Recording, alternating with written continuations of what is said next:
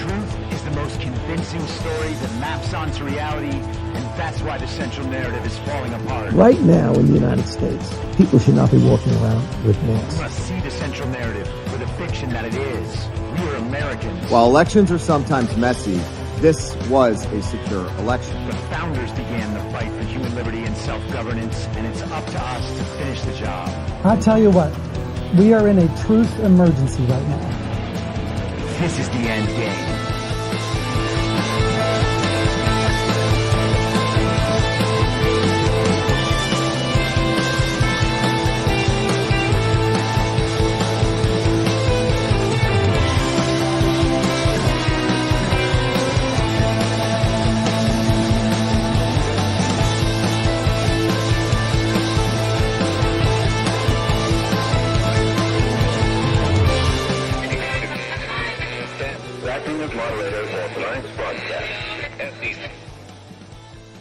It's Friday, November 1st, 2024, the 1381st day of dystopia. I'm your moderator, Chris Paul. Let's be reasonable. A warm welcome and hello to all of you listening through a paid subscription at imyourmoderator.substack.com. You can become a paid subscriber for as little as $50 a year or $5 a month. And in doing so, you will get the ad-free version. You'll be able to participate in the conversation over on Substack, and you'll be invited to the interactive live stream every Wednesday afternoon. And if you can't or you simply don't want to, continue listening to the free version on Substack, a wide variety of podcast platforms, and of course, Rumble. All I ask is that you share it with your friends. You can find the links to the podcast, the writing, the social media, and the merch site in the show notes or by visiting linktree.com/I'mYourModerator. Anyone who understands the roller coaster we've been on these past few years knows we haven't reached the end yet, and there may still be hard times to come. And as we add $1 trillion to the national debt every 100 days, we could be headed for some shaky financial times. If you're like me, you're figuring out how to diversify and make sure some seeds are planted for whatever may come. And that's one of the many reasons I think Bitcoin is part of our future. But it's not only about money. Bitcoin looks to be a critical part of the next generation of technology, communications, energy, verification, and even national defense. I'd encourage everyone to do their research and do it now. And if you're convinced of the likelihood that Bitcoin is an essential part of our future, then you'll need an on-ramp. I recommend River. River empowers you to grow your portfolio without any unwanted surprises and eliminates third-party custodians, putting you in control of your assets. Open an account with no minimum purchase requirement. You can get your Bitcoin journey started with just $1. Visit partner.river.com/reasonable to create your River account today. That's partner.river.com/reasonable. Now, I know that many of you out there understand the need to diversify assets, or maybe you're looking to protect your retirement savings, but you're not quite there yet on Bitcoin. And you feel better about precious metals? I get that too. I think going in multiple directions is wise, and I do that myself. And when it comes to buying precious metals, you want to be working with a good company. And that's why I've partnered with Goldco. Goldco is a 6-time Inc. 5000 winner, 2022 Company of the Year, and they've helped people like you and me place over $2 billion in gold and silver. And I have gotten silver from Goldco. And right now they're offering my supporters up to $10,000 in bonus silver while supplies last. Don't pass this offer up. Go to reasonablegold.com now. This is your opportunity to protect you and your family from an out-of-control government before it's too late. So don't wait a second longer. Take action today. Click on the link in the podcast notes or go to reasonablegold.com now and get your free gold kit, your free IRA kit. You'll be glad you did. Let's get right into it with something we discussed earlier in the week, the choice by the Washington Post and other newspapers, but particularly the Washington Post, to abstain from endorsing a candidate in next week's fake election. The Trump-Vance campaign released this morning. Trump-Vance campaign files FEC complaint against the Kamala campaign. and the Washington Post. And it's interesting that they just call it the Kamala campaign, not the Harris campaign or the Kamala Harris campaign. Donald Trump, many times in his rallies, has mentioned that no one would know who they were talking about if he was saying Harris. The Trump-Vance campaign has filed an FEC complaint against the Washington Post for its illegal in-kind contributions to Harris for president. According to reports, the Post is using its advertising powers to promote pro-Kamala and anti-Trump coverage to voters in the final days of the election. While they declined to endorse her publicly, they have endorsed her in the dark. So much for democracy dies in darkness.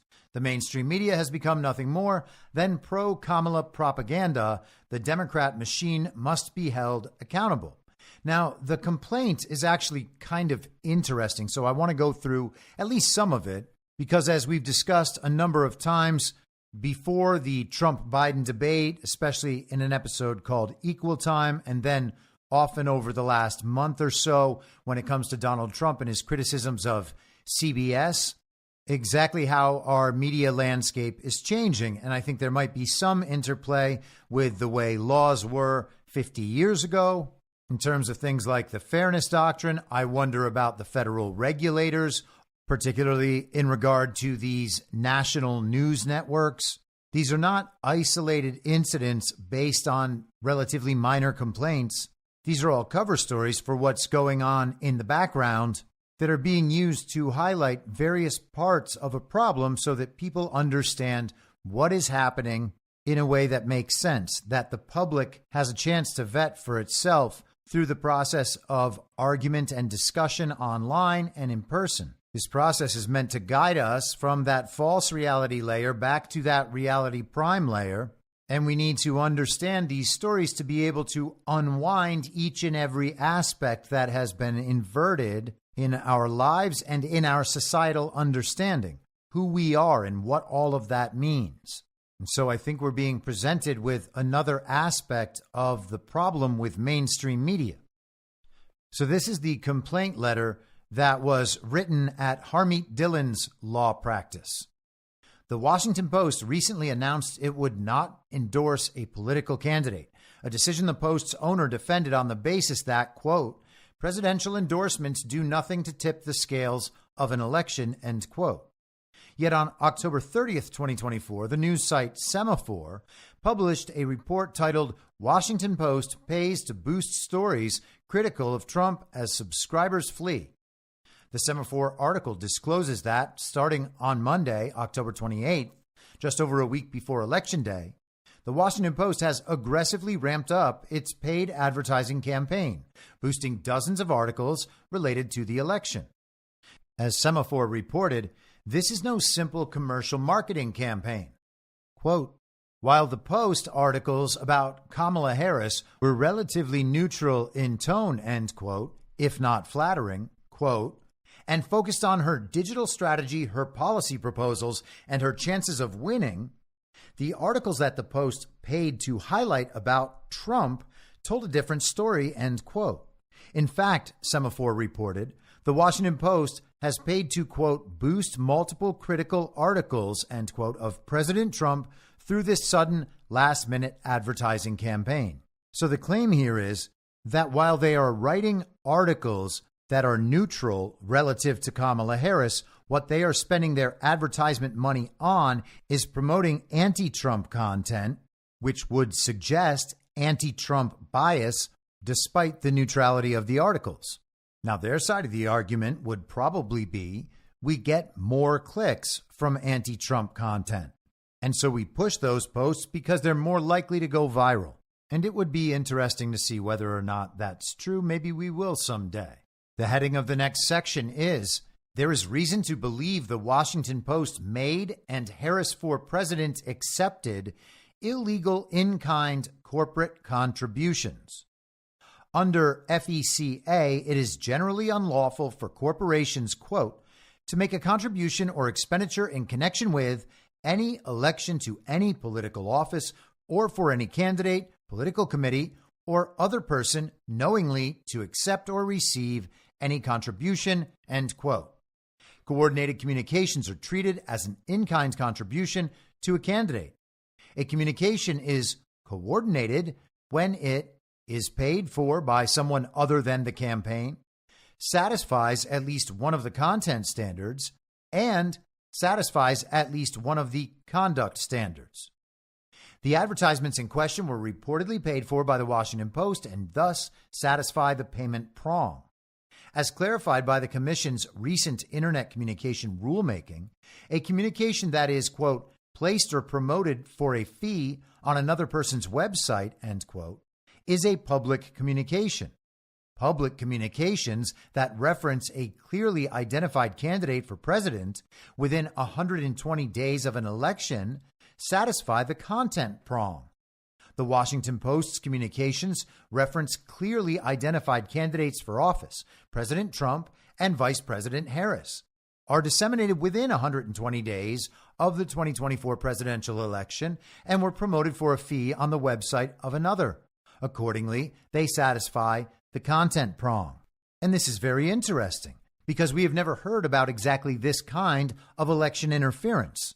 We're having the spotlight shown on everything, or maybe it's more like a black light, so you can locate all the problems that aren't even visible to the naked eye. Now, maybe it's possible to maintain all of this system simply by knowing where all of these problems are and making sure each one is addressed, but it should also be a clue to the fact that there's something fundamentally wrong with the system because it has allowed the infiltration in this manner and in these ways that has happened in so many other countries. And the reason is the level of regime influence throughout this entire time. Let's continue. The conduct prong is satisfied when there is material involvement of the campaign in creation, production, or distribution of the communication, including regarding the content of the communication. In one of the reportedly promoted articles, the Harris campaign brags about how they, quote unquote, create the news. The reportedly promoted articles also include multiple quotes with Harris campaign officials, which confirm that there have been communications between the Washington Post and the Harris campaign. The content promoted by the Washington Post mirrors themes and issues highlighted by the Harris campaign. To wit, one of the promoted articles highlighted how the Harris digital team was pushing content on social media, claiming people were leaving President Trump's rallies early. A month later, the Washington Post published an article, which reportedly was boosted by the Post on the same topic with a similar editorial framing. A reasonable inference is that Harris's team has communicated its messaging strategy to the Washington Post, and that messaging strategy is reflected in what the Post chooses to promote. Put differently, the Post's own articles support a reasonable inference that the Harris team provided information about the content of communications that is material to the Washington Post's communications, providing reason to believe the conduct prong is satisfied. Thus, there is reason to believe the Washington Post has made coordinated communications which constitute illegal, corporate, in-kind contributions to Harris for president, and that Harris for president has accepted such contributions. I wonder if they knew this was coming at the beginning of the week. I mean, Jeff Bezos just wrote that amazing op-ed where he told us that the Washington Post understands no one really believes what they're saying. And because of that, they've gone to independent podcasters who don't do their research. And because of that, it's true that the country needs our mainstream media. We just need a mainstream media that is slightly better than this one. And therefore, the Washington Post is going to be just a little more to the right. We're going to call ourselves the independent news outlet where democracy dies in darkness. Oh no, democracy is going. Farewell, democracy. I heard you died in darkness, but the truth is you died as soon as there was sunlight. It's almost like democracy is a political vampire. But I shouldn't say democracy. It's really just your democracy. That's what you call it. Your democracy is a vampire. Your democracy dies in sunlight. Farewell, your democracy. The letter goes step by step through the legal argument. I would encourage everyone to read it, and you can get to the complaint through the press release at donaldjtrump.com, this is the conclusion. The facts support a reasonable inference that the Washington Post and Harris for President accepted an illegal corporate contribution in the form of coordinated communications. Therefore, the commission should find reason to believe a violation has occurred, conduct an immediate investigation, and assess an appropriate sanction for this corporate interference in our elections. In the alternative, the facts show that the Washington Post made an unreported independent expenditure. Therefore, the commission should find reason to believe a violation has occurred and assess an appropriate penalty for this infusion of dark money into the 2024 campaign. We will see how the FEC responds. I wouldn't hold out much hope, and I would hope that the FEC is on the chopping block. How about we just have no federal elections? We'll do it like the so-called anti-federalists wanted. We'll just have state delegates that serve for a year and can be recalled at any time whatsoever, and we will let them go cast votes on our behalf, or they will be recalled. Senators can be appointed or otherwise selected. We actually don't need federal elections at all. That's not anti-government. It's not even anti-constitution. It's basically just the Constitution, with a little bit of the Articles of Confederation mixed in. That was the first founding document after the Revolution. It's certainly not radical to suggest we at least take a look at it. CNN's boxer short-wearing potato Brian Stelter weighed in on the media this week. He said, anonymous TV executive, quote, if half the country has decided that Trump is qualified to be president, that means they're not reading any of this media, and we've lost this audience completely. A Trump victory means mainstream media is dead in its current form. And yes, in terms of a media that is trusted and respected, the mainstream media is dead and has no hopes of resuscitation. But I would disagree with him about his assessment that the public is not reading the mainstream media. The public is reading the mainstream media and listening to the mainstream media, and that's why they don't trust it anymore. It also provides an excellent roadmap for everything not to do and not to believe, and where we should look to find absolutely all of the weak spots. The propaganda they create is not random. They're not reacting to real events. They are creating a world for the same purpose all the time. And once you understand what they're trying to create and can read it in their articles and presentations, then all you hear is them telling you where to look by begging you not to look and calling you a conspiracy theorist if you do. I think the mainstream media should remain in this form, doing exactly this forever. I think the people just need to be a little more discerning. But that, of course, requires admitting that it all actually is bullshit. It's all fake. That's the point. They're lying on purpose. And when everyone knows they're lying about everything, then no one believes them. The point is not to prove that your brand is better than the other brand. They're both toxic sludge. The media is in the brand of false reality creation, as are the pollsters. This is the New York Post from this morning. Election guru Nate Silver accuses pollsters of putting finger on the scale, lying to keep presidential race close. Well, thanks, Nate. I believe you've just given the game away. Polls are just for narrative creation, which is reality creation.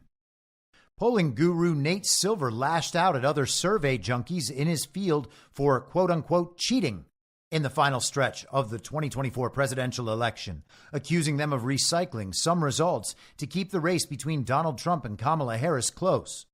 The 538 founder said irresponsible pollsters were hurting their numbers, as though the numbers they were shepherding are the sheep and not the people reading their polls.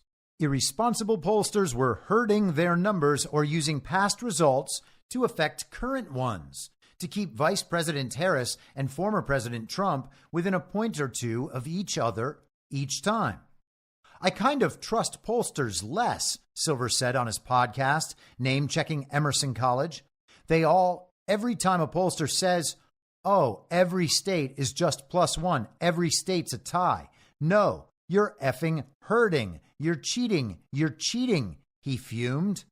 Your numbers aren't all going to come out at exactly 1 point leads when you're sampling 800 people over dozens of surveys, Silver vented. You are lying. You are putting your effing finger on the scale. And wow, this dork has laser eyes. Silver's own vaunted model puts Trump ahead of Harris 55% to 45% as voters prepare to head to the polls in just 3 days. And all that means is that Trump has a 5 in 9 chance and Kamala has a 4 in 9 chance, according to Nate Silver. That also is not what Nate Silver's model shows right now. Right now, he has Trump winning 51 times out of 100 and Harris winning 48 times out of 100, with some chance of no electoral college winner. He also has the actual polling numbers right now, their aggregator, with Harris at 48% and Trump at 46.8%. So I don't know what the New York Post is referring to there. His scorn also extended to all these GOP-leaning firms, showing the president narrowly ahead each time to project that they're not going too far out on a limb. If a pollster never publishes any numbers that surprise you, then it has no value, he said. Silver blasted most other pollsters except for the New York Times, saying the rest were just effing punting on this election for the most part. And the New York Times Siena College poll is the #1 most credible poll on 538's site. So make of that what you will, and consider that in terms of whether or not you should take Nate Silver as a credible analyst here. But look, he says, all 7 swing states are still polling within, it looks like, 1.5 points here. It doesn't take a genius to know that if every swing state is a tie, that the overall forecast is a tie. Okay, but they're also not that. He goes on. In an election where the 7 battleground states are all polling within a percentage point or two, 50-50 is the only responsible forecast. Yet when I deliver this unsatisfying news, I inevitably get a question. Come on, Nate, what's your gut say? So, okay, I'll tell you. My gut says Donald Trump. And my guess is that it's true for many anxious Democrats. And you have to love that he knows the polls are biased. And he's certainly smart enough to know the polls are fake, but he's going to go ahead and analyze them anyway. It's almost like treating all of this as real, despite knowing it's not, is a requirement for a regime mouthpiece like Nate Silver or anyone in mainstream media or most of the podcast sphere. None of them have bothered at any point in the last 4 years trying to analyze what's happening through the lens and with the understanding that our elections are not real. And if they were, they would be rigged, manipulated, and stolen, which they definitely are. And you know what that makes them? Fake. If the people running the elections know they're fake, and the people running in the elections know they're fake, and the voters know they're fake, then what we have is a self-deceiving psyop that everyone is participating in that doesn't actually determine the direction of the country or who's leading it. But it is a necessary pagan ritual whereby we all agree to hand over all our power to the state. Everyone gets together and agrees to deceive themselves in order to anoint a new God King. And we obsess over it, spending far more time and energy and our spirit on who we get to grovel before. It really is all quite deranged. But hey, that's our democracy. Democracy thrives in darkness. Let's go to the New York Times. This is from yesterday. Why the right thinks Trump is running away with the race. Ah, yeah, that old crazy right. We all know it's a super, super close race. Just like Nate Silver said, it's tied in all the battlegrounds, and therefore it's tied overall. The torrent of polls began arriving just a few weeks ago, one after the other, most showing a victory for Donald J. Trump. They stood out amid the hundreds of others, indicating a dead heat in the presidential election. But they had something in common. They were commissioned by right-leaning groups with a vested interest in promoting Republican strength. Oh, wow. So the New York Times is agreeing that fake polls are totally possible. These surveys had a marginal, if any, impact on polling averages, which either do not include the partisan polls or give them little weight. Yet some argue that the real purpose of partisan polls, along with other expectation-setting metrics such as political betting markets, is directed at a different goal entirely: building a narrative of unstoppable momentum for Mr. Trump. Wow, what incisive reporting and insightful reporting from the New York Times. We've certainly discussed that principle on this show countless times. These are narrative devices because all that matters is the narrative. Now, they believe that the elections are real. All that matters in a real election is the narrative, because then the outcome would directly reflect the winner of the battle of narratives. But it is also true that knowing the elections are fake, and they are, then the only thing we have is the battle of narratives. And so it seems what they're upset about is that we figured that out. The partisan polls appear focused on lifting Republican enthusiasm before the election and, perhaps more important, cementing the idea that the only way Mr. Trump can lose to Vice President Kamala Harris is if the election is rigged. And that's exactly right. That is the only way he can lose. Polls promising a Republican victory, the theory runs, could be held up as evidence of cheating if that victory does not come to pass. No, that is not how the theory runs. Polls are fake. The narrative, though, is very real. The only way people will believe that narrative is if it maps onto the reality as they perceive it. The reality projected within the false reality by the media has collapsed. People no longer perceive their world that way, so the rest of the media story no longer maps onto their reality. There is no narrative whereby Kamala Harris could win that would map onto their reality. It is already narratively too big to rig, no matter how many of these excuses and justifications they try to find. They are trying to refute the obvious collective interpretation of reality as people are experiencing it, with Donald Trump at his most popular point ever, certainly far more popular than he was 4 years ago or 8 years ago. And they're attempting to refute it on the basis of polling that people know to be fake. Polling that is only supported by prior election results that people also know to be fake. Then they quote some academic expert and Twitter's own Ian Miles Chong. But let's continue. In the final stretch of the campaign in 2020, Republican-aligned pollsters released 15 presidential election polls of swing states. In the same period this year, they have released 37. According to the New York Times analysis of data from the polling aggregator 538. Of those 37, all but 7 had Mr. Trump in the lead. 30 whole polls say that and 7 don't? How is it even possible? That increase comes as the volume of nonpartisan polls, such as those commissioned by major news organizations, have dropped significantly, though they still make up the majority of the polls released. Of the nonpartisan surveys released in the final weeks of this year's campaign, roughly half showed a lead for Mr. Trump. And gosh, why are there fewer nonpartisan polls? I wonder if it's something about them portraying objectivity while just being fake news polls to support the Uniparty. And that is only counting polls that are explicitly designated as politically aligned by 538 again, which sets a high bar for defining partisan polls. Oh, I'm sure that they just put in the most exacting qualifications. Nate Silver, the expert's expert, who knows polls are fake and used for narrative building, but will still gladly analyze them as though that's not true. Other factors have fueled the perception of Mr. Trump's strength. Betting platforms like Polymarket and Kalshi that allow people to place bets on election outcomes have seen a spike in Mr. Trump's favor over the past month, one that does not track with the overall state of the race as captured by reputable polling firms.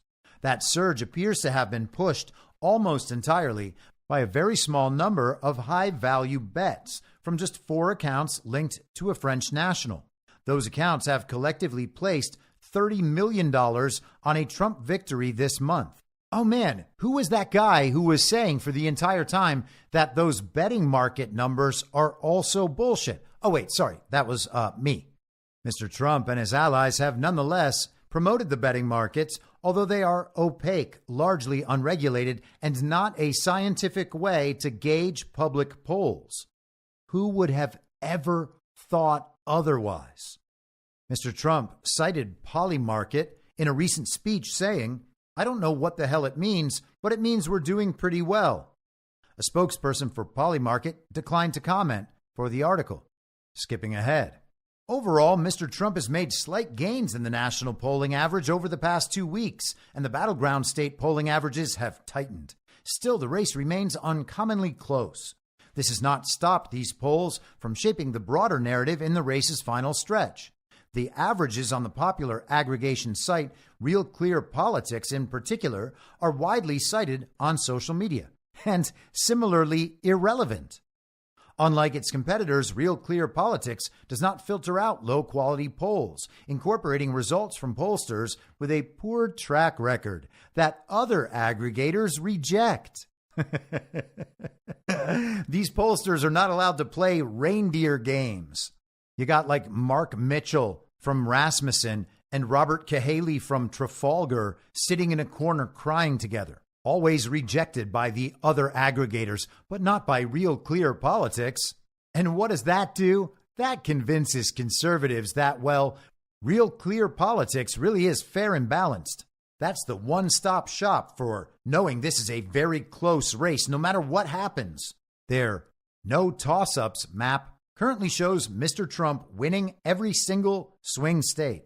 So it's a very close race, but Donald Trump might even be favored to win that very close race in a way that makes it not look very close. The article notes that early voting data, a fickle predictive metric, has also been cited by Trump supporters as further evidence of his impending triumph.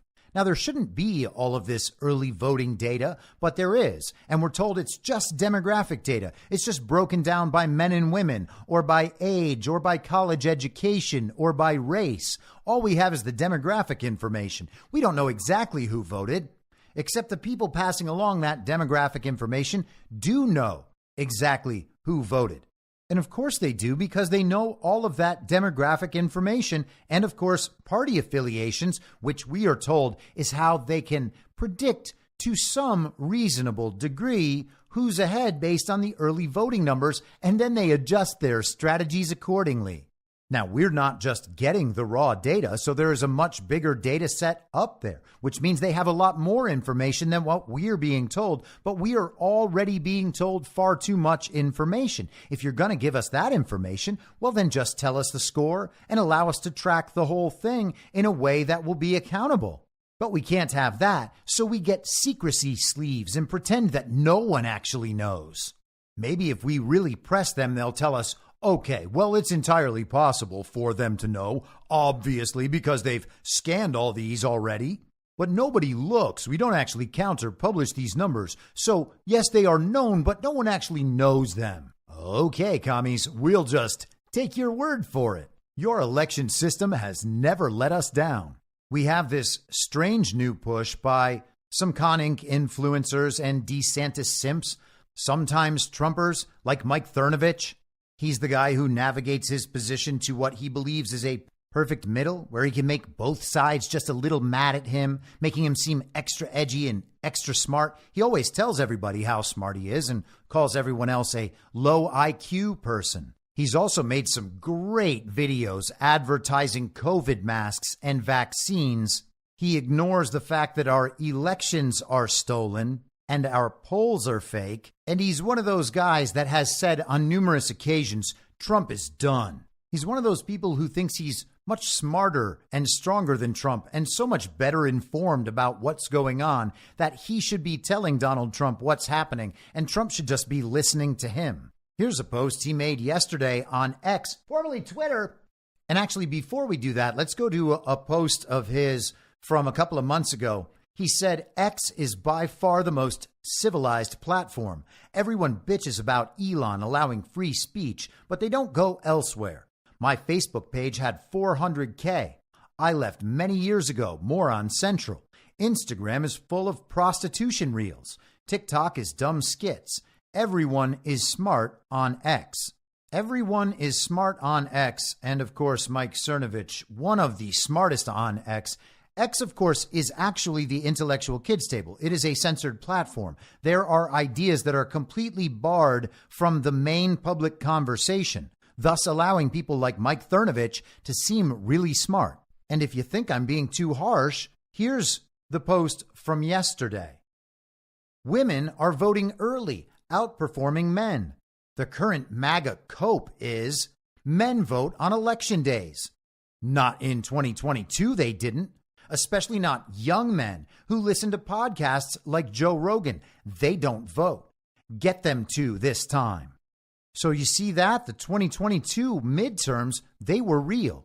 And that was MAGA's fault, Donald Trump's fault, that the red wave never materialized. Nothing to do with the election fraud. We, MAGA, are responsible for losing in 2022. Men don't get out and vote enough in our fake elections. This is a very close election. So if we lose, it's going to be the fault of men because MAGA, they don't do their job by going to vote. You know who does? Those establishment conservatives. They always show up and vote for Republicans, even if they don't like the candidate, like Donald Trump. They're going to come out and support him anyway. That's how good they are. Cernovich, who, like I said, is sometimes Trump, has been letting people on Twitter know how long he's been in this game for, how it was when the real ones were at work in 2015, as though he's devoted his whole life to this or something. He also put this up a couple days ago. I got 4 kids. This election is real to me. It's entertainment for far too many of you. Unfortunately, that will not last. You think it's spectacle. It's going to get real bad if Kamala takes power. Roving gangs of criminals. You won't find it funny. Oh, yeah, threaten us, Maskey. We are so scared. Charlie Kirk said on Wednesday, early vote has been disproportionately female. If men stay at home, Kamala is president. It's that simple. If you want a vision of the future, if you don't vote, imagine Kamala's voice cackling forever. Men need to, all caps, go vote now. So are these guys telling the truth? Are they analyzing the early voting data as it comes in, assuming all that early voting data is real and true? Or is this just an info op? And it might be a good info op or a bad info op. It would be hilarious to watch the regime suggest that Trump lost because the men stayed home. No one would believe that in a million years because it's ridiculous.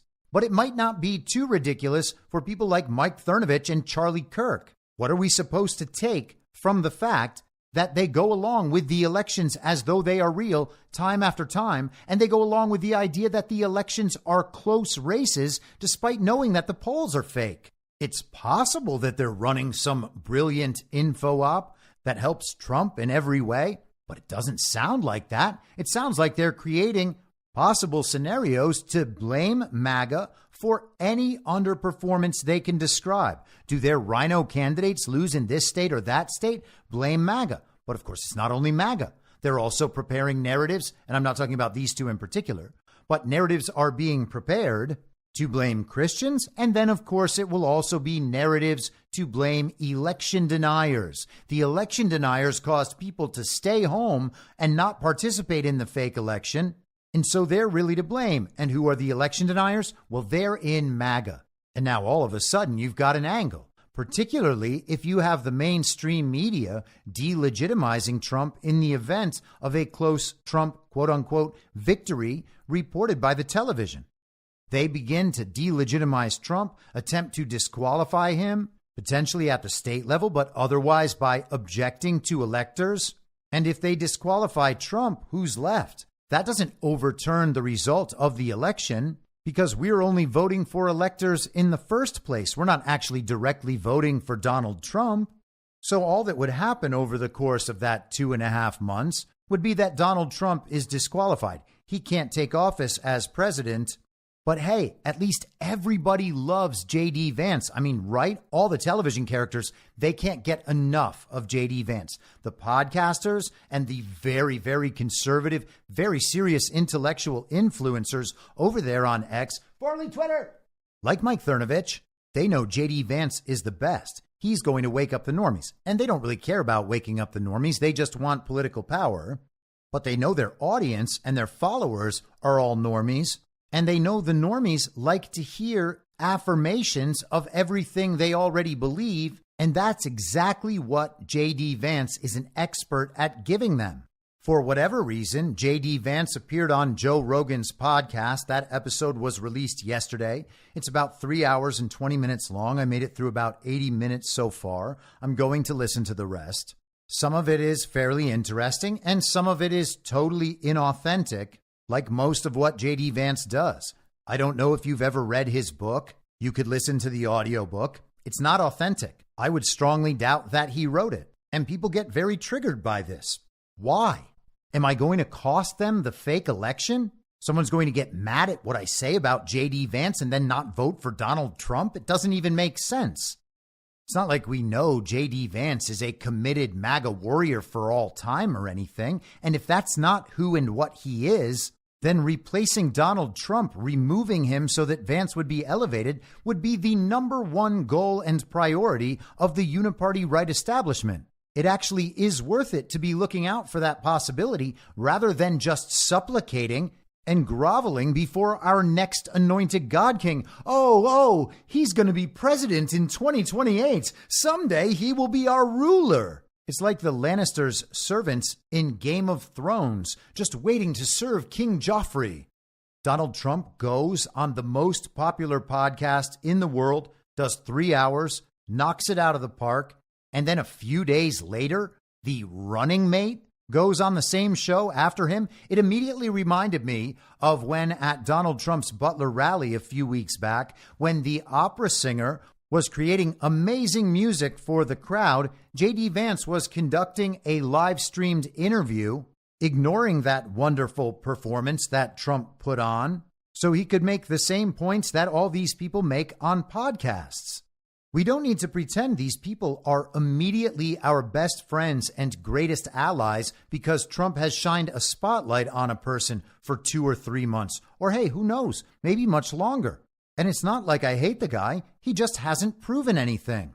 There is also a well-organized media effort by people who have been strongly anti-Trump at various times or for a very long time to constantly advise and critique and diminish Donald Trump while glorifying J.D. Vance in every way they can. A bunch of those people were out last weekend after Donald Trump's appearance on Rogan, talking about how Donald Trump didn't do enough to make his case that the 2020 election was stolen. He didn't bring the receipts in the way they demanded. What an opportunity he missed. Well, where is that critique for J.D. Vance? Donald Trump actually did talk about it and made the points. J.D. Vance didn't talk about it much at all. Why aren't all of those Trump critics out there criticizing J.D. Vance in the same way? And for that matter, why aren't they posting all these clips of J.D. Vance? Why isn't his Rogan interview going viral at all? It's because it doesn't really matter. The case was already made by the genuine article. We don't need the backup. If Tom Brady puts the Patriots up by 6 touchdowns, you don't stick around and watch the last 10 minutes of the fourth quarter to watch the backup quarterback hand it off. We all agree that perception is manipulated for a purpose. The purpose perception is being manipulated to serve right now is not votes in a real election on Tuesday. It's for what comes after. Let's pick it up toward the end. Yet even a slight shift in perception could be enough to fuel claims of a stolen election if Mr. Trump loses, claims the former president and his supporters have already been teeing up. We need to make it too big to rig, Mr. Trump posted on social media on Tuesday, an exhortation that some say underscores the real strategy to make a loss seem mathematically impossible. Of course, the loss is mathematically impossible. It also doesn't make sense because this is a fake election. Trump won in 2020. He never conceded. Joe Biden was not legitimately certified. Joe Biden was not legitimately inaugurated. And Joe Biden is not in any meaningful way the president of the United States of America. The main reason you float data like that is because you're trying to convince your supporters there's no way Trump can lose unless it's stolen, said Mike Madrid, a longtime Republican strategist who is critical of the former president. The goal is to set the predicate for the race's aftermath so you can challenge the result. Well, no, that's not necessary. All that matters is the court of public opinion. Concerning ourselves with challenging the result means that we accept the result as being a real one in the first place that needs challenging. It's not a real result in the first place, no matter who comes out ahead. We have been given no reason, no argument, no justification to believe otherwise, including from Trump. Too big to rig does not make that argument. And in the meantime, he has pointed out instance after instance after instance after instance of election interference, election malfeasance and manipulation, election fraud, election rigging. Whatever words you want to use to describe whatever aspect you want to describe, Donald Trump has been highlighting all of them. The polls the New York Times is claiming are good for Donald Trump are not good for Donald Trump. They're good for the people who want to perpetuate the bullshit narrative that this is a close race. It is nowhere close. Joe Biden did not receive 81 million real, lawful American votes. And Donald Trump's popularity has grown in astronomical ways for 4 straight years. And that's with the very violent insurrection, with the propaganda and censorship, with the indictments, with all of it. Despite all of that, Donald Trump is more popular now than he ever was, ever. Joe Biden did not receive 81 million real lawful American votes. There's absolutely no way in the world that Donald Trump is not winning by enormous margins. In reality, these people are propping up the false reality of polling being real, the false reality of this race being close. The elections are not real. Any analysis suggesting otherwise is already on its face bad analysis. But sure, all of this is just so the result can be challenged.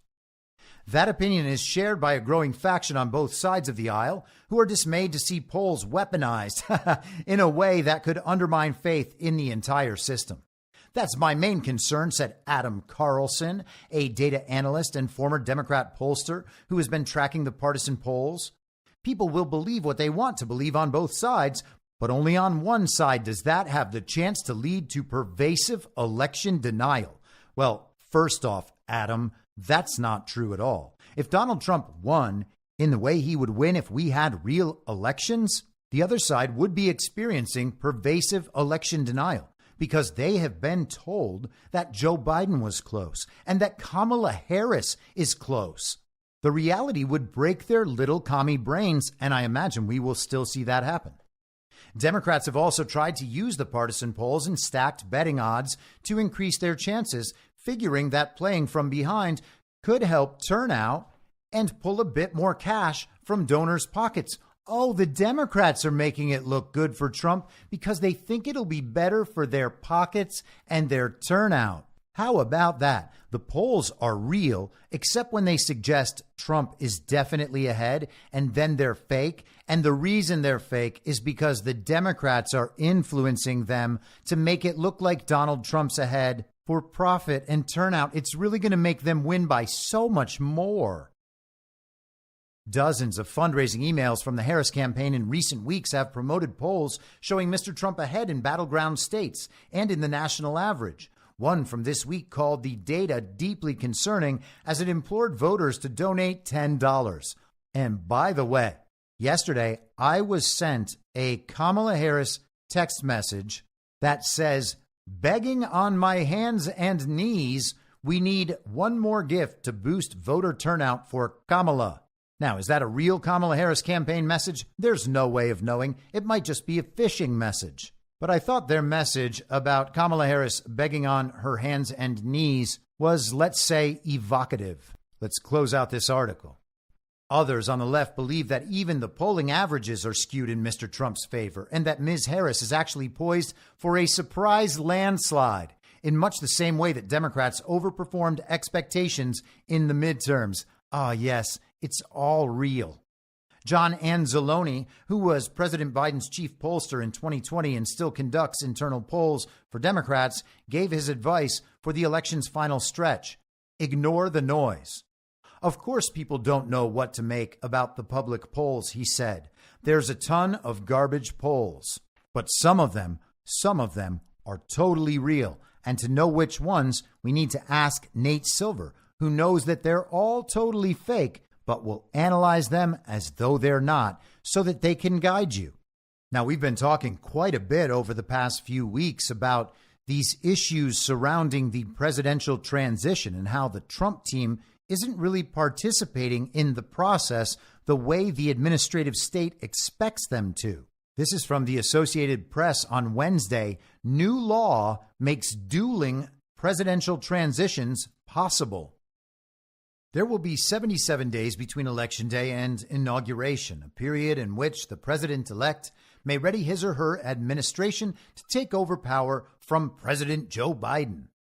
Long built on tradition and bipartisanship, the presidential transition exploded into a point of political contention 4 years ago after then-President Donald Trump made baseless claims to dispute his loss, and his administration delayed kicking off the transition process for weeks.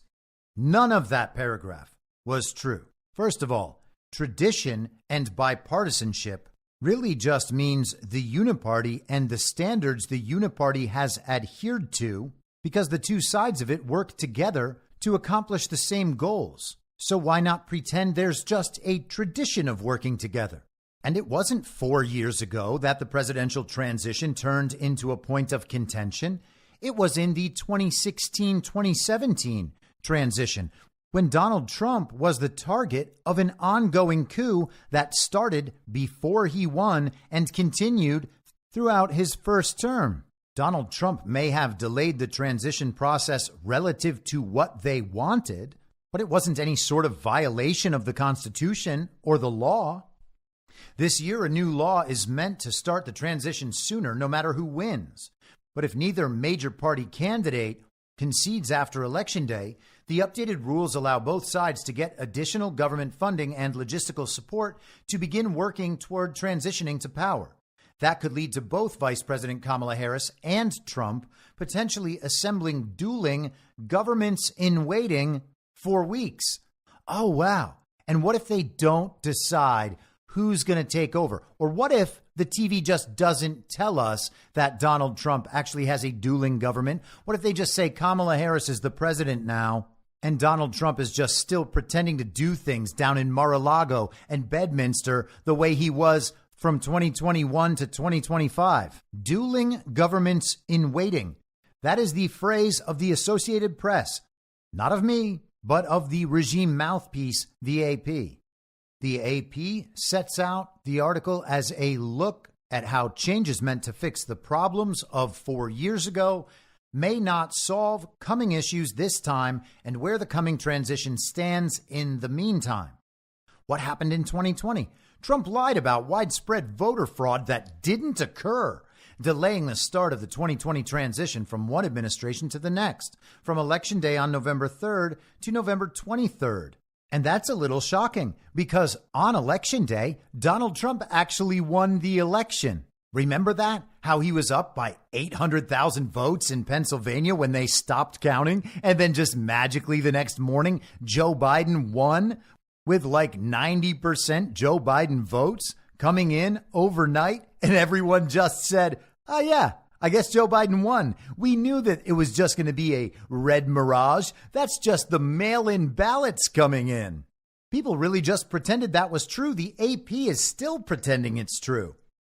The Trump-appointed head of the General Services Administration, Emily Murphy, consulted the transition law dating to 1963 and determined that she had no legal standing to determine a winner and start funding and cooperating with a transition to a Biden administration, because Trump was still challenging the results, and that is absolutely sensible, reasonable, rational. That is her responsibility as a public servant to follow the law. There's nothing that gives her the responsibility of choosing that, yes, the television is correct, that Joe Biden really did receive 81 million real lawful American votes.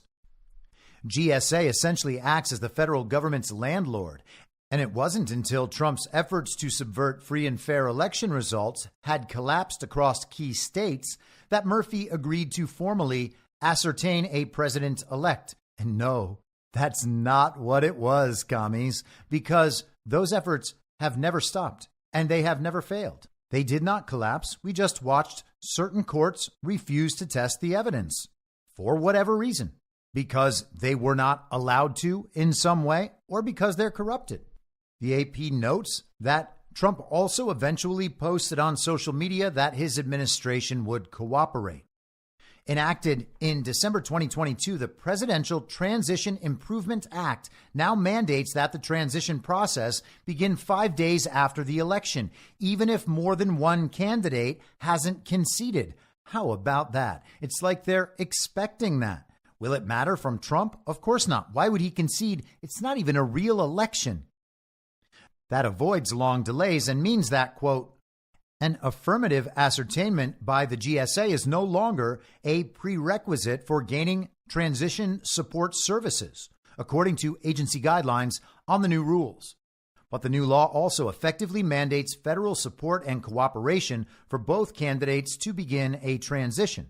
It states that such support should continue until, quote unquote, significant legal challenges that could alter electoral outcomes have been, quote unquote, substantially resolved, or when electors from each state meet in December to formally choose an electoral college winner. Now, Trump isn't engaged in any kind of transition process, with the illegitimate Biden administration operating the false reality layer of our federal government, if indeed one of those still exists. So basically, all of this is there to allow Kamala Harris to go through the transition despite not having ever won any election and not even having won a primary. Isn't that going to be amazing? Your quote unquote president could be someone no one ever voted for. How could they do that to us? Well, I don't know, but they have all the power, so we're just going to grovel forever. That means the government potentially bestowing enough backing that both sides can prepare an administration until mid-December, only about a month before Inauguration Day on January 20th. My, I guess we're going to see this play out, aren't we? The advantage, according to a law professor at Notre Dame, is that it ensures that potentially two candidates get backing for transitions, with one eventually falling away. He said that's preferable to having a situation where no transition support is released to either side, which can spark delays leading to national security lapses. So Kamala Harris is going to need to keep getting information from the government in order to prevent national security lapses. We wouldn't want Kamala to go in unprepared. It sounds to me like they are setting up another one of those situations where they demand information that they are being prevented access to getting. We have covered multiple times the transition process and the fact that the Trump team is not engaging, so we can skip that section and we'll come right down here close to the end. What will the transition look like? Neither side will be starting totally from scratch. While Harris will build her own government, she might tap some holdovers from the Biden administration, where she was vice president. Sure she was, guys. Trump will bring in a new team, but he built an entirely new administration in 2017 and can do it again. Harris could also opt to keep Senate-confirmed Biden appointees as acting cabinet secretaries. Oh, how about that? She's just going to transition the Biden cabinet, and then Pete Buttigieg will be her transportation secretary as well. That'll make the whole government feel real. Trying to actually confirm cabinet members would make the government feel real fake. She's promised to appoint a Republican to her cabinet, with an early favorite being former Wyoming Representative Liz Cheney, once the third-ranking member of the House GOP and the daughter of a Republican vice president who has campaigned with Harris. And oh yes, please make Liz Cheney the Secretary of the Department of Homeland Security, or maybe the Secretary of Defense. I mean, if people are begging for the hose, we might as well just get the hose. I am a proponent of acceleration. Show us how bad it actually can be and let the people respond. And we will return to Liz Cheney before this show is out. Trump said he may tap former independent presidential hopeful and anti-vaccination activist Robert Kennedy Jr. on health issues and make South African-born Elon Musk a secretary of federal, quote-unquote, cost-cutting. Either way, John Kirby, Biden's national security spokesman, said the current administration is set for a proper transition, quote, no matter how things play out in the election. Oh, wow. You're just going to do the same transition no matter what, huh? And you're going to do it for both parties, will ya? Is that what's happening? You're setting up two parallel governments in waiting? Oh, I can't wait to see if we have another fake president again. Then we'll really be just like Venezuela, and of course, we already are. Actually, it's possible that Venezuela is well ahead of us. And it's funny that that idea triggers so many people. They're like, what are you talking about? Venezuela's communist. They're eating the dogs and they're eating the cats. They're eating the pets of the people that live there. Oh, no, wait. Oh, no, that's Ohio. Venezuela's that place where the regime tried to steal the election and tried to announce to the world the election was stolen and actually got all of their Commonwealth and regime colonies to go along with what they reported to be the results of that stolen election, and neither Venezuela nor their leader went along with it. But sure, they're the totally brainwashed, backwards, communist country. Our fake president, who was not elected, the guy who starts those fake foreign proxy wars and gives away all our money and opens our border and tries to force us into medical experiments and targets a hate movement at us, that's not the authoritarian communist dictator. It's Nicolas Maduro. Now, I would be remiss on the last Friday episode before the greatest election of all time to not provide you with a wonderful piece of elite panic. I feel as though I am some connoisseur of that phenomenon. And on Fridays, I like to share in that enjoyment. So please let me serve as your sommelier. This is the New York Times. The writer is Michelle Goldberg, and the headline is, What to Expect When You're Expecting Fascism. Lately, I've seen conservatives taunting liberals online by asking if we really think America could be on the verge of fascism, why our bags aren't packed.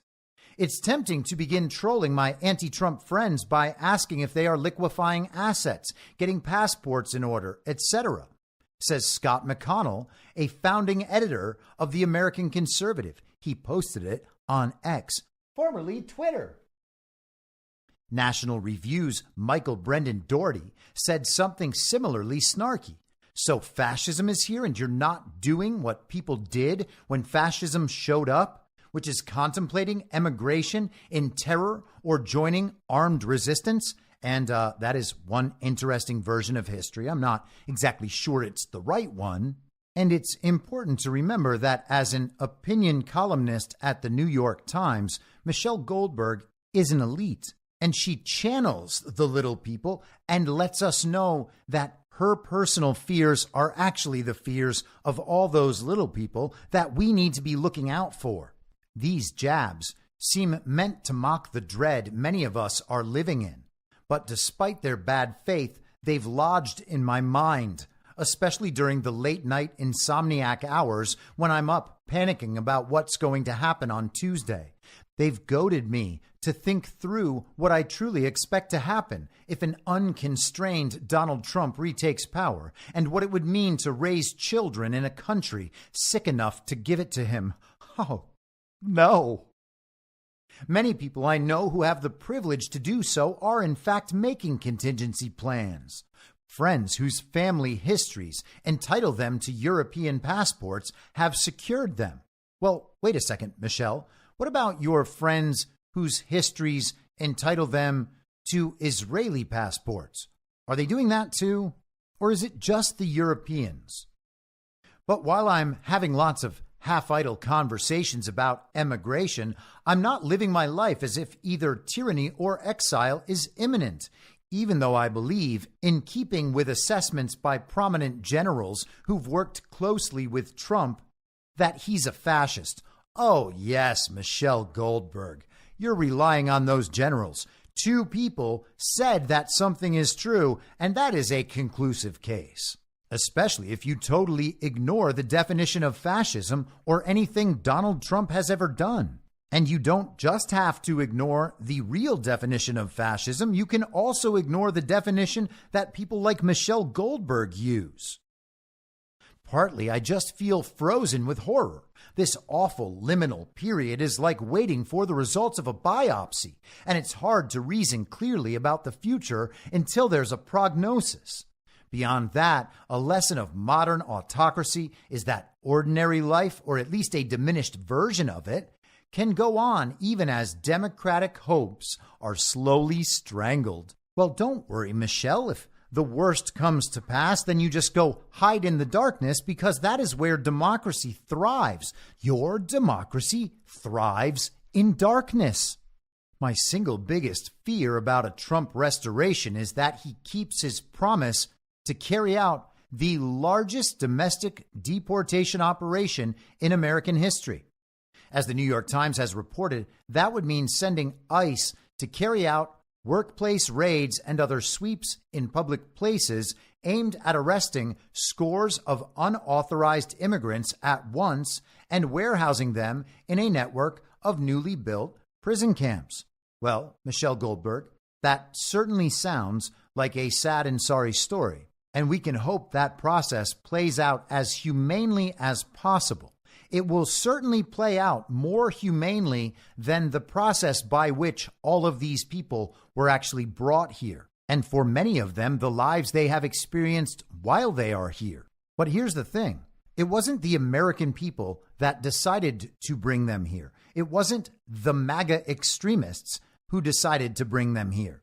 That was the global regime. That was the people who run the international global slave trade, the NGOs and the cartels that facilitate it, and the governments and organizations that profit from it.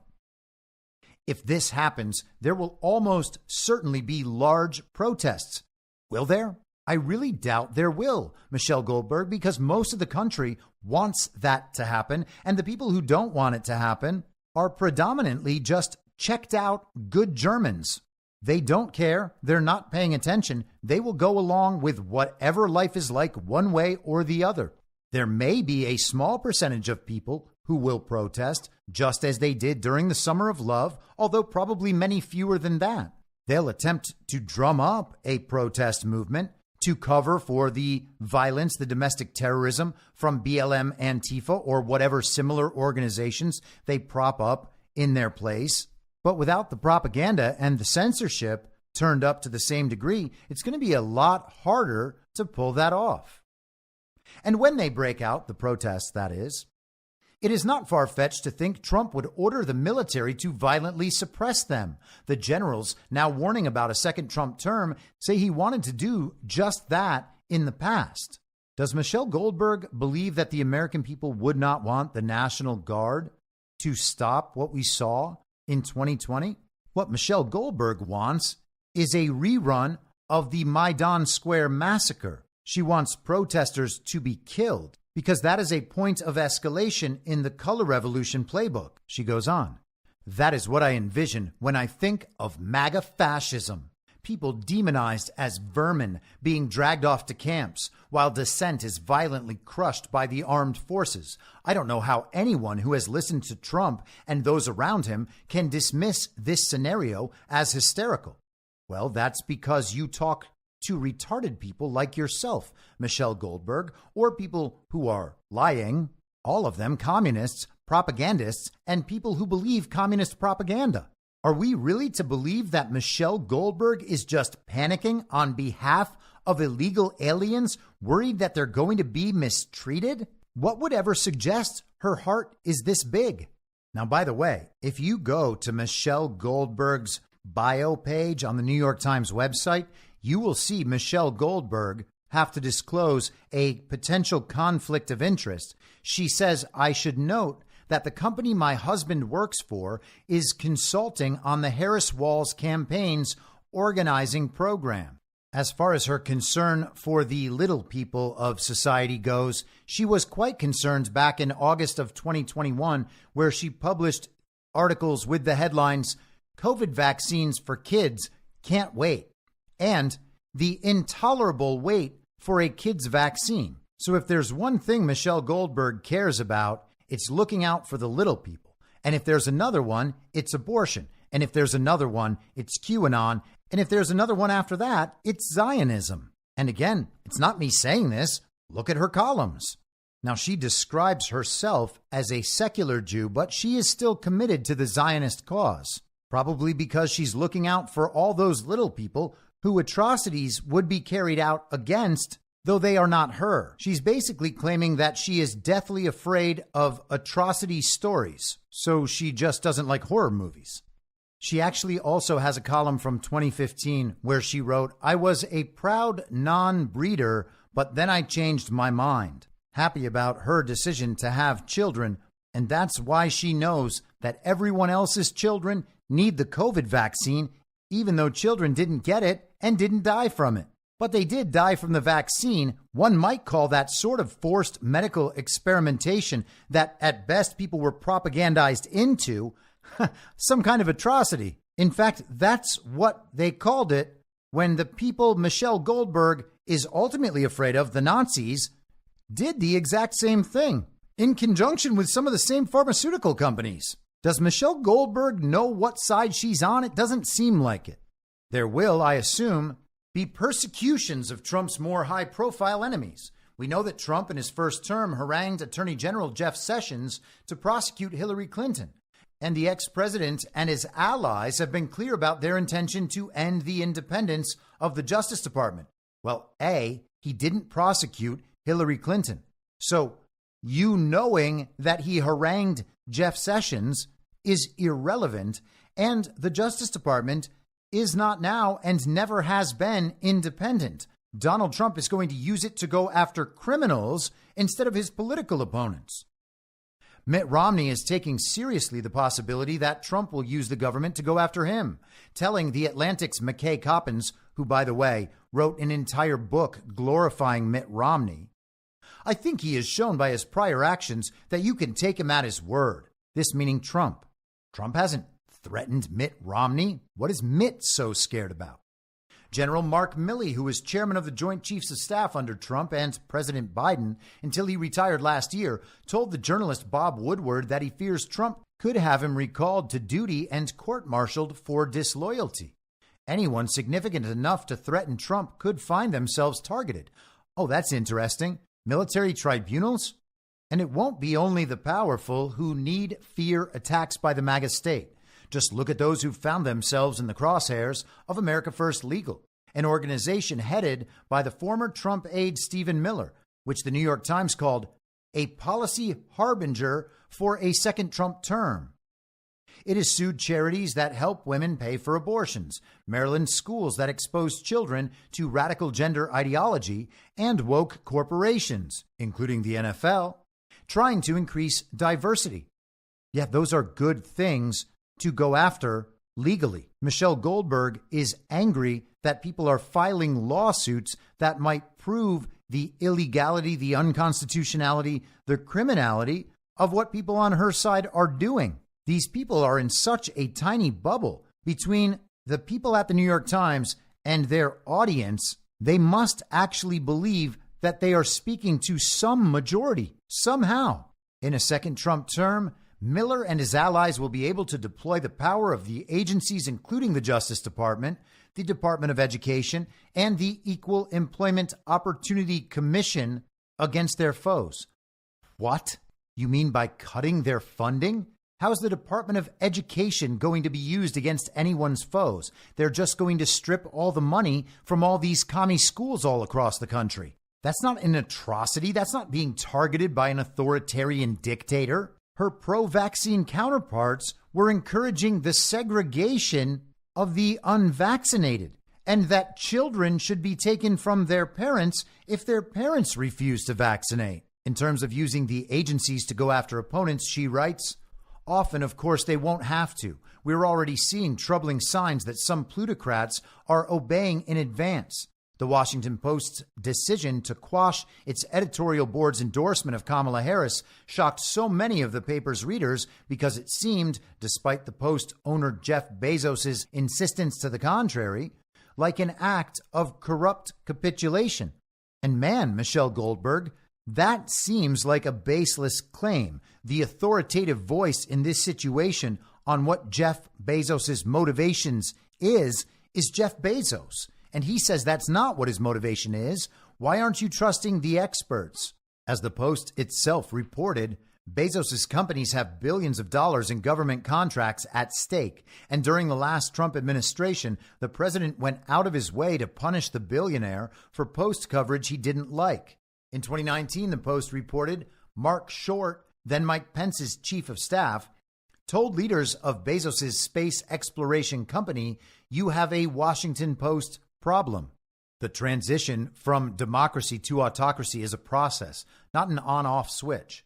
By the end of Trump's first term, when the president was pressuring state officials to change vote totals, no. Staffing the highest levels of government with thugs and lackeys, no. And eventually sicking a vigilante mob on the Capitol, no. We'd already gone farther on the path to authoritarianism than I'd once thought possible. The place we left off at in January 2021 will, in all likelihood, be the starting point for a Trump administration in 2025. Her evidence that Trump is an extreme authoritarian are some things that she and her colleagues made up.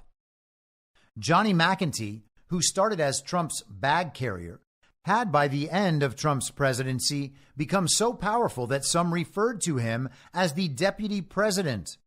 As The Atlantic reported, he turned the Presidential Personnel Office, an agency in charge of hiring and firing political appointees, into an internal police force, obsessively monitoring administration officials for any sign of dissent, purging those who were deemed insufficiently devoted to Trump and frightening others into silence. Oh, The Atlantic reported that, did they? Is that outlet that reported the suckers and losers hoax? Is that outlet that just reported that Donald Trump was a Nazi? They reported that Donald Trump might consider firing people who weren't properly loyal to him. Maybe it's people who aren't properly loyal to the country, who aren't properly implementing the president's agenda that the president has every right to pursue as president under the law, under the Constitution.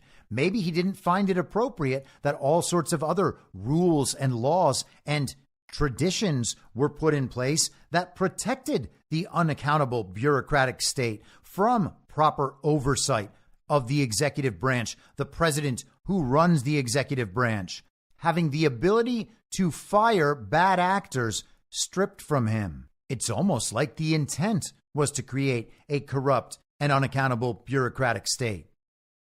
Now a leader of Project 2025. I mean, honestly, these people. Now a leader of Project 2025, McEntee will most likely have a major role in staffing a new Trump White House. He recently called, with the kidding not kidding sneer common to MAGA, for scrapping the 19th Amendment, the one giving women the right to vote. Oh no, how could he joke about such a thing?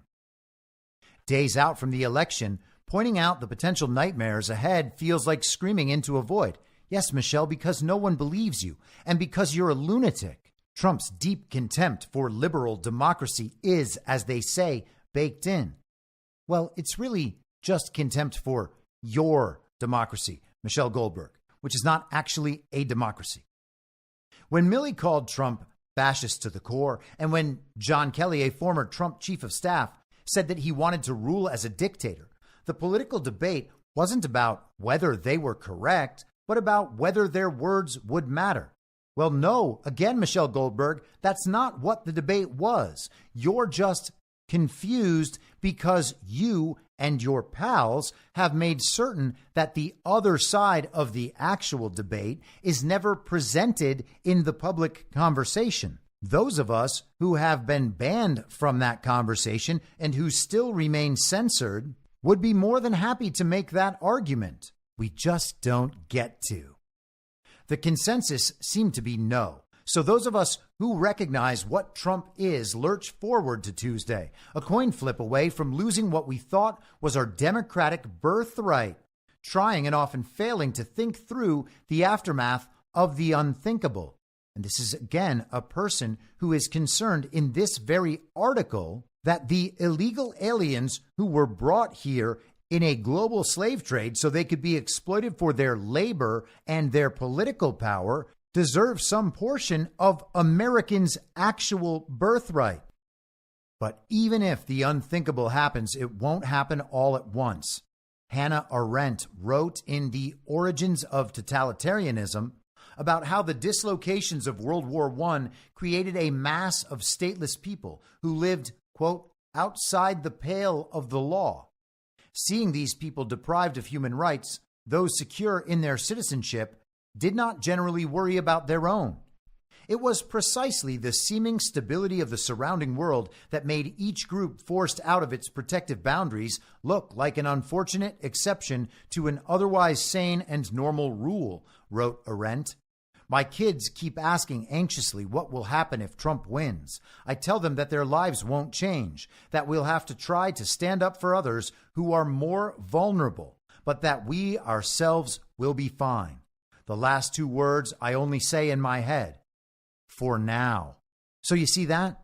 The fascism she's worried about is the fascism that affects other people. She knows she's going to be fine, but she's freaking out on everyone else's behalf about something that hasn't happened and never will happen. She's doing that on the basis of other things that have happened and is exploiting those things for political power, which kind of means she doesn't care about those things either. It really is all bullshit. It really is just a show. It's just strange that she's so panicked. Kind of makes you wonder what her husband is doing for Kamala Harris. Now, speaking of panic, we've talked for a couple years about the long-term ongoing freakout over the potential for the death penalty to come back into common use under the next Trump administration. The thinking being that the people who have committed crimes against America and crimes against humanity may well have to pay the ultimate price, which is the sentence their crimes demand. Maybe that's coming in the future. Maybe it isn't, but the law should be followed. And if that scares people, those people might be scared because they know they've broken those laws. I said we'd come back around to Liz Cheney. Here we are. For the last couple of months, Tucker Carlson has been doing his live tour with various guests. Last night, Donald Trump was one of his guests. Tucker interviewed him for about an hour and a half, and some of Trump's comments have caused quite the controversy.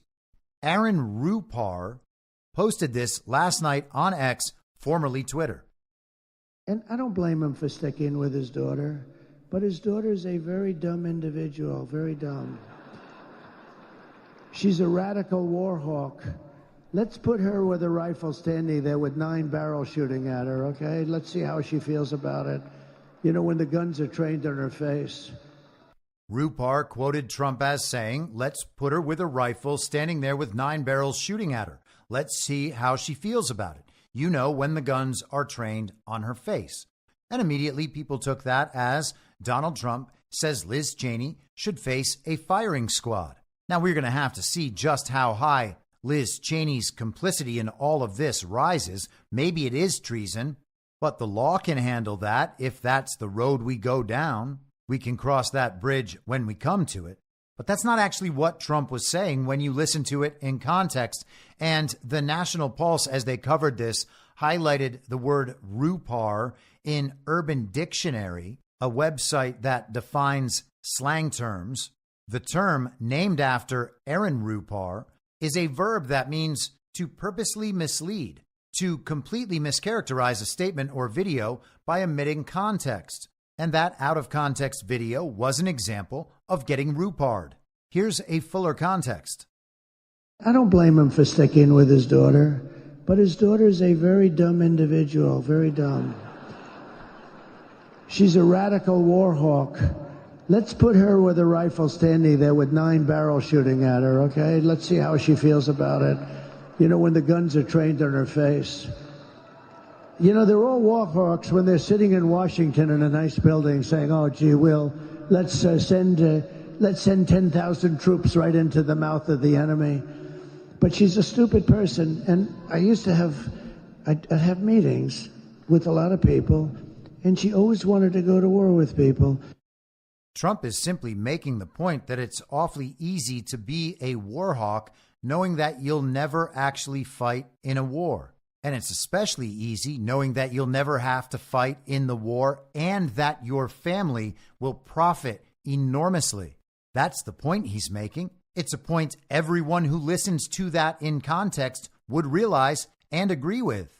Hell, Bob Dylan would agree with that. What Donald Trump said is basically the theme of Dylan's song Masters of War. Maybe they're going to have to change the definition of the word rupar to include that it is misleading and mischaracterizing through the manipulation of video that ultimately causes a Streisand effect. All we need is the full context. All we need is to shine a little light on it. Thank you so much, Aaron Rupar, for helping us do that. It turns out that your democracy thrives in darkness. It only thrives in darkness. Your democracy dies in the sunlight, like any vampire. I'll be back on Monday at the same reasonable time on the same reasonable podcast network. I don't have a network. Masks and lockdowns don't work. They lied to you about a pandemic, and Joe Biden will never be president. In my mind, that's the end game. If you're listening for free and would like to support the show, the best way to do that is by signing up for a paid subscription at imyourmoderator.substack.com. You can find the info stream over on Telegram at t.me/veryreasonable. The merch site is cancelcouture.com. And for all my other links, you can visit linktree.com/imyourmoderator. And I'll see you soon. Down on the range.